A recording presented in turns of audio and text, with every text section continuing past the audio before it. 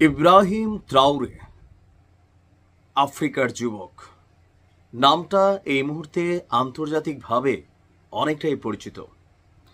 আফ্রিকাতে বলা হচ্ছে যে নতুন এক সূর্যের উদয় ঘটছে। দর্শক, আমাদের আজকের ভিডিও বুর্কিনা ফাসোর নতুন আলোচিত ক্যারেক্টার ৩৭ বছর বয়সী আর্মি কমান্ডো, যিনি সেনাপ্রধান এই মুহূর্তে, প্লাস রাষ্ট্রটির রাষ্ট্রপতির পদকেও তিনি সামলাচ্ছেন এবং অল্প সময়ে পশ্চিমাদের কাছে টার্গেটেড হয়েছেন। আর আফ্রিকা ছাড়িয়ে এই যে আমরা নিউজটি করছি, বুঝতেই পারছেন পৃথিবীব্যাপী তার নাম সুনাম ছড়িয়ে পড়েছে। কেন? চলুন দেখি আজকের ভিডিওতে তার সম্পর্কে কিছু তথ্য আপনাদেরকে আমি জানানোর চেষ্টা করছি। আপনার তীক্ষ্ণ চোখ, স্পষ্ট বক্তব্য, শিহরণ জাগানো উচ্চারণ, প্রত্যয়ী অভিব্যক্তি। বছর ৩৭, বুর্কিনা ফাসোর সামরিক শাসক ক্যাপ্টেন ইব্রাহিম ট্রাওরে এই মুহূর্তে আফ্রিকা ছাড়িয়ে সারা বিশ্বে ছড়িয়ে পড়েছে তার নাম ডাক। অনেকে তাকে দেখছেন থমাস সাঙ্কারার মতন আফ্রিকান বীরদের পদাঙ্ক অনুসরণকারী হিসাবে। মার্ক্সবাদী এই বিপ্লবীকে আফ্রিকার চে গ্যাভারা বলেও ডাকা হতো।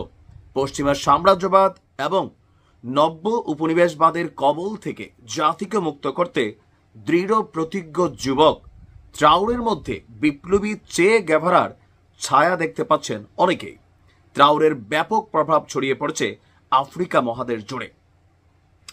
এখন তার যেই কেন তিনি আলোচনায়, ২০২২ সালে একটা সামরিক অভ্যুত্থানের মাধ্যমে সেনাবাহিনী শাসনভার গ্রহণ করে, তারপরে রাষ্ট্রপতি পদে থাকা ব্যক্তিকে সরিয়ে দেওয়া হয়। আর ইব্রাহিম ট্রাওরে এখন সেই পদটাকেই আপনার সামলাচ্ছেন। ক্ষমতায় আসার পর প্রথম যে কাজটা করছিল, বুর্কিনা ফাসো বেসিক্যালি একটা মুসলিম রাষ্ট্র, অধিকাংশ মুসলিম। এই বুর্কিনা ফাসো দীর্ঘ সময় যাবৎ, দীর্ঘ যুগ যাবৎ ফ্রান্সের উপনিবেশ রাষ্ট্র হিসাবেই তারা কিন্তু এখানে ছিল। ফ্রান্স তাদের সামরিক ঘাঁটি এখানে রাখছে। সারা পৃথিবী থেকে এখানে মার্কিন সামরিক ঘাঁটি আছে, রাশিয়ার সামরিক ঘাঁটি ছিল। তো সারা পৃথিবীর যে ধনাঢ্য রাষ্ট্রগুলো, এই রাষ্ট্রগুলোতে আসতো আফ্রিকার।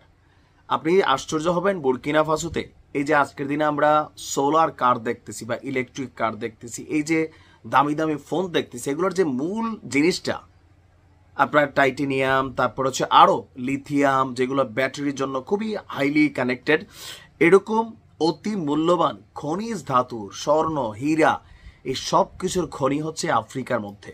কিন্তু আফ্রিকার মানুষগুলো সবচেয়ে দুর্বল।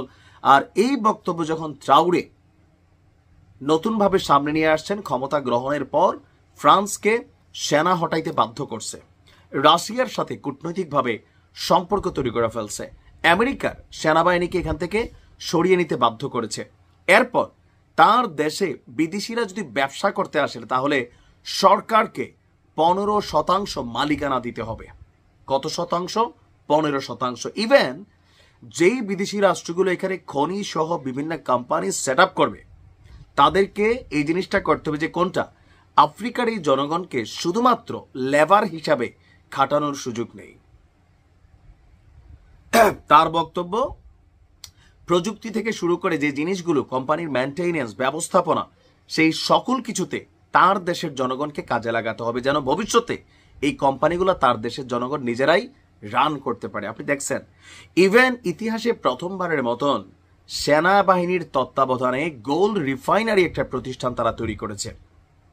জাতির উদ্দেশ্যে তার যে ভাষণটা ছিল কয়েকদিন আগে, যে কেন আফ্রিকা আজকে এই জায়গায় আছে, কেন আফ্রিকাকে সারা পৃথিবী লুটপাট করছে, এই দিন শেষ হয়ে আসছে। এবং বুর্কিনা ফাসোতে সে ক্ষমতা নেওয়ার পর মালি সহ আরো বেশ কিছু আশেপাশের অনেকগুলা ছোট ছোট আরো রাষ্ট্র আছে, সেইখানেও নিজের যে আইডলিজম সেটা তিনি ছড়িয়ে দিয়েছেন। এমনকি রাশিয়ার সাথে সম্পর্কটাকে পাকাপোক্ত করে প্যারামিলিটারি ট্রুপ বাহিনী সেখানে নিয়ে গেছেন, যেন পশ্চিমাদের সাথে খেলতে সুবিধা হয়। এছাড়া একের পর এক সংস্কারমূলক অ্যাক্টিভিটিস, তারপরে কথিত জিহাদিবাদী যেগুলো আছে, সন্ত্রাসী কর্মকাণ্ড, সেগুলোর বিপরীতে শক্ত অবস্থান, মানে সবকিছু মিলাইয়া 2 বছরে হুলস্থুল কাণ্ড ঘটিয়েছে এবং পশ্চিমাদের চোখে চোখ রেখে কাজ করেছে। অনেক কোম্পানিকে এখান থেকে বিদায় করে দিছে। তো জাতিকে গড়ার জন্য, আবারও নতুন করে তৈরি করার জন্য নানান অ্যাক্টিভিটিস চালাচ্ছে এই ইব্রাহিম ত্রাওরে।